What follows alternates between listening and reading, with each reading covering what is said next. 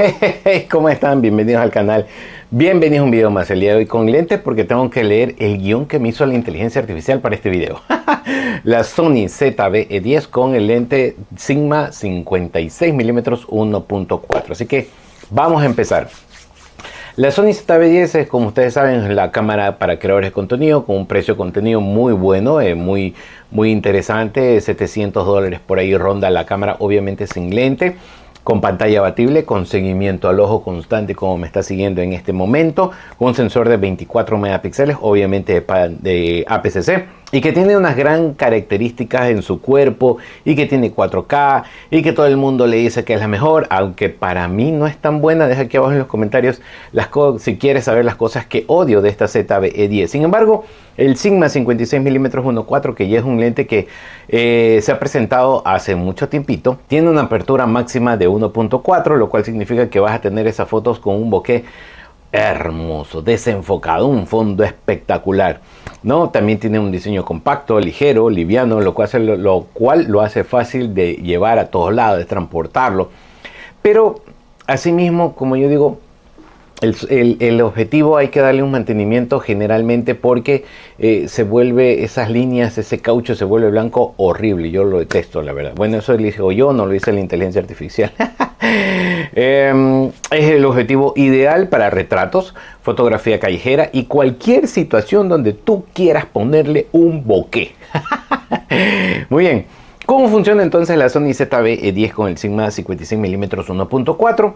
Bueno, pues es un conjunto espectacular. Crea imágenes impresionantes, hermosas. Tienes que tenerlo.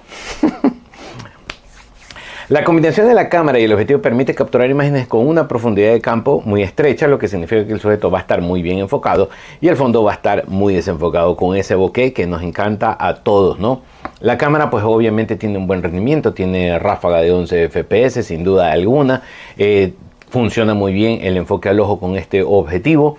Y es un buen conjunto, ¿no? Esta ZV-E10, a pesar de que muchos le dan contra porque no tiene el visor, que el visor yo me gusta componer, que ni sé qué, ni sé cuánto, ya basta que trabajes 2 o 3 días o horitas con la pantalla abatible, que es muy buena, y listo, ¿no? Entonces, yo creo que también todo es cuestión de coger e irse acostumbrando. En este momento algo ha pasado en el estudio. Deja el like y deja tu comentario para que veas qué fue lo que pasó ahorita. Algo cambió sin duda alguna, así que date cuenta entre este minuto 2 y este minuto 13 a ver qué es lo que cambió y déjame en los comentarios a ver qué fue lo que pasó. Bien. Seguimos en esta reseña. El precio, como te digo, pues de esta ZV-E10 lo encuentras por 700 sin lente, 800 de repente con el objetivo de kit, y el 56mm lo encuentras por 300, 400 dólares más o menos. El Sigma 56mm 1.4, que la profundidad de campo, a pesar de que es muy pronunciada, muy fuerte, pues comparada con una full frame siempre va a ser un 2.2, así que a aquellos que estamos acostumbrados a full frame en 1.8, llegar a esto y de 1.4 no es lo mismo en profundidad de campo, en la luz es exactamente igual, ¿no?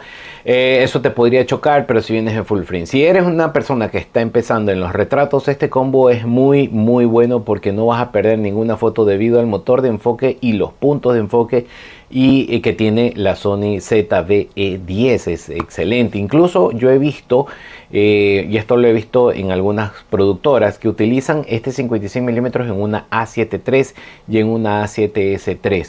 Asumo que para video no hay ningún problema, pero ya claro, para la imagen, una A7S III, utilizar un objetivo de APS-C en fotografías va a perder muchísimo calidad, ¿no? Entonces se va a notar, no vas a poder recomponer, ¿no? Eso será para otro video explicártelo, pero bueno, ya te he dejado aquí algunas fotos que me hice con mi amiga Jen, que salió muy buenas. También te he dejado fotografías de comida que he podido hacer de las cosas que voy comiendo.